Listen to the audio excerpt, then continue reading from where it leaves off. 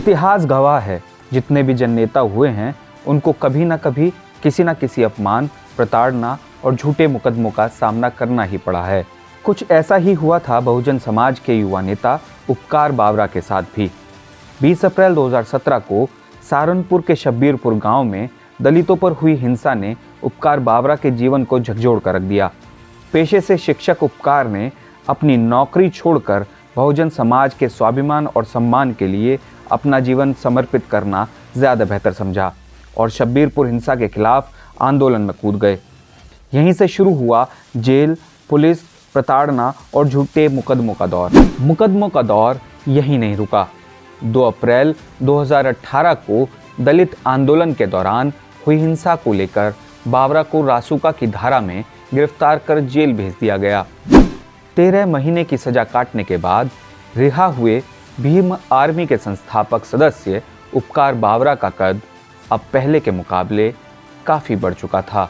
बहुजन आंदोलन के 2 युवा चेहरे उपकार बावरा और चंद्रशेखर, जो बहुत दूर तक तो साथ चले, लेकिन 15 मार्च 2020 को आज़ाद समाज पार्टी के गठन के बाद से दोनों युवा नेताओं के बीच तल्खी कुछ इस कदर बढ़ी कि दोनों के रास्ते जुदा हो गए।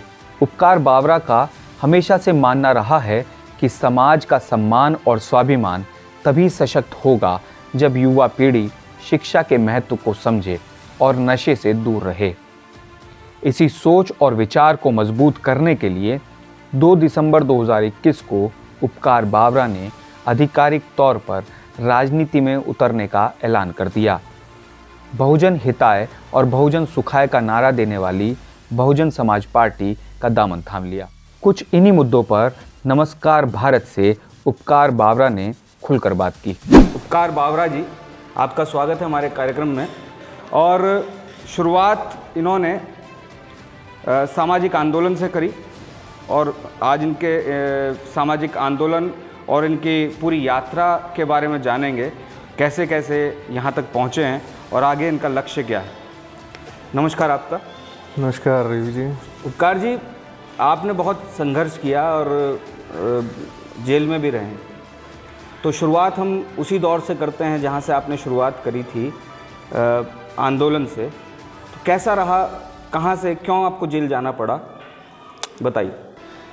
देखिए, जेलें जो होती हैं वो आंदोलन का एक हिस्सा होती हैं, खासकर तब जब जो दमनकारी लोग हैं वो लोग शासन में, सत्ता में बैठे होते हैं और दमनकारी नीतियों को अपनाते हैं। तो उस दौरान आंदोलन करते समय जेलें उनका एक हिस्सा बन जाती हैं और जेलों का जीवन संघर्षमय होता है। तो हम लोगों ने वहीं से शुरुआत की और समाज को आंदोलन का जो एक, ये समझ लीजिए कि जेलों से जो चीज़ें निकलती हैं वो पूर्ण रूप से या तो समाज के प्रति हो जाती हैं या सरकार के खिलाफ हो जाती है। चंद्रशेखर और आप आंदोलन में साथ साथ थे, ऐसा क्या हुआ कि राहें अलग अलग हो गई? देखिए, जब तक आंदोलन सामाजिक था तब तक हम लोग सामाजिक तौर पर उनके साथ थे, लेकिन जब आंदोलन राजनीतिक हो गया और उन्होंने इस आंदोलन की भ्रूण हत्या कर दी तो विचार बदल गए। उनके दिमाग में जब एक राजनीतिक अभिलाषा जागी और महत्वाकांक्षाएं जागी तो हम लोग अलग हो गए। आपने भी पार्टी ज्वाइन कर ली, बीएसपी? पार्टी तो हमारी है ही, ज्वाइन तो एक चारिकता है। देखिए, मैं कहूँगा फिर से कि जब से हमने होश संभाला, हमने बहुजन समाज पार्टी के लिए काम किया। आपको एक किस्सा सुना देता हूँ।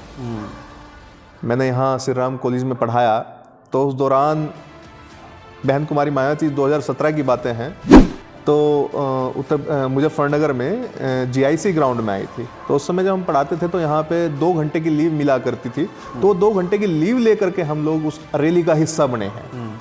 ठीक है, तो उस दौरान से जुनून है अपने आंदोलन के लिए, राजनीतिक आंदोलन के लिए, कि भाई कुछ भी हो जाए हमें अपने बहुजन समाज पार्टी को हर समय हर तक जो है मजबूत रखना है बना करके। तो जब से होश संभाला, बहुजन समाज पार्टी का झंडा और डंडा हमेशा मजबूत रखा है। आप ही समाज, बहुजन समाज के वोट बैंक पर चंद्रशेखर भी अपना दावा मजबूत कर रहे हैं। आखिर क्या कारण है कि आप लोग मना नहीं पा रहे उनको? अगर वो रूठे हुए तो मनाना में क्या दिक्कत है? ऐसे लोग पहले से भी आते रहे हैं, बहुत लोग आए हैं। अभी आंदोलन पढ़िए, जानिए आप लोग, तो बहुत सारे लोग इस तरीके के आते रहे हैं समय समय पे। और इनको साहब काशीराम जी ने एक नाम दिया है, ठीक है। एक साहब काशीराम जी ने एक किताब लिखी थी, चमचा युग। तो हमें उसे पढ़ना चाहिए। जिस दिन वो हम पढ़ लेंगे तो समझ में आ जाएगा कि हमारा सच्चा और अच्छा नेतृत्व खत्म करने के लिए कुछ चमचे खड़े किए जाते हैं, और वो समय समय पे होते रहेंगे। मैंने ऐसा नहीं कहा, लेकिन जो इस तरीके की हरकतें कर रहे हैं वो उसी श्रेणी में आते हैं भाई। और आज आवश्यकता राजनीतिक आंदोलन बहुजन समाज पार्टी को मजबूत करने, हमने भी किया है। हम बिना किसी शर्त के, बिना किसी भेदभाव के बहुजन समाज पार्टी को समर्पित हैं और मजबूत करने का काम करें। अगर मेरे घर में कहीं गलती है, गंदगी है, तो साफ भी मुझे ही करनी है, कोई दूसरा आकर के साफ नहीं करेगा। हम लोग एलिगेशन लगा दे रहे हैं कि आज ये कमियां हैं, ये है, फलाना है, ढिमाका है, लेकिन हम लोग तैयार नहीं है उसको साफ करने के लिए। चंद्रशेखर जी के साथ कुछ युवा बालक हैं, बच्चे हैं जो उनसे जुड़े हुए हैं, तो क्या कहना चाहेंगे उन युवाओं को? देखिए, वो युवा हैं जो जिनके अंदर खराब ऊर्जा, गलत ऊर्जा का संचार किया जाता है, जिनके अंदर उनको इस तरीके से चार्ज किया जाता है, उनकी जातीय भावनाओं को इस तरीके से मतलब छेड़ा जाता है।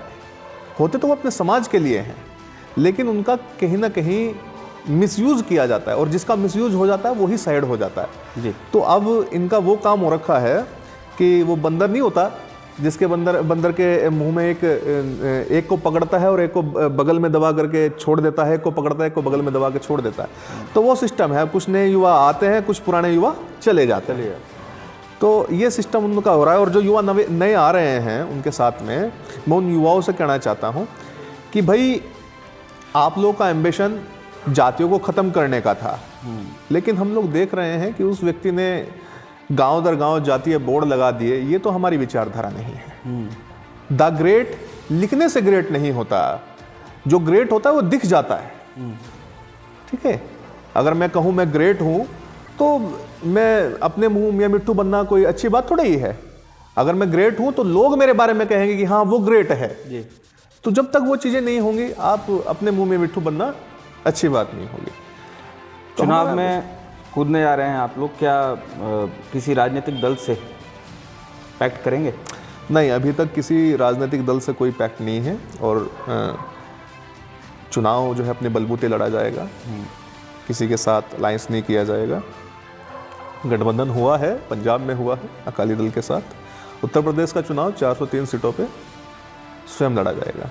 चलो, तो ये थे हमारे साथ उपकार बावरा, जिनके क्रांतिकारी विचार हैं और समाज को आगे बढ़ने के लिए इनके पास बहुत बड़ा एजेंडा है।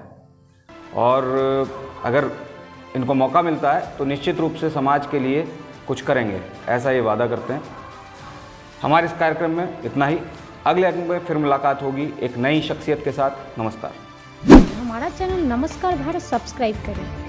अगर आपको हमारा प्रयास अच्छा लग रहा है तो वीडियो को लाइक और शेयर करने के साथ अपने सुझाव कमेंट बॉक्स में जरूर दें।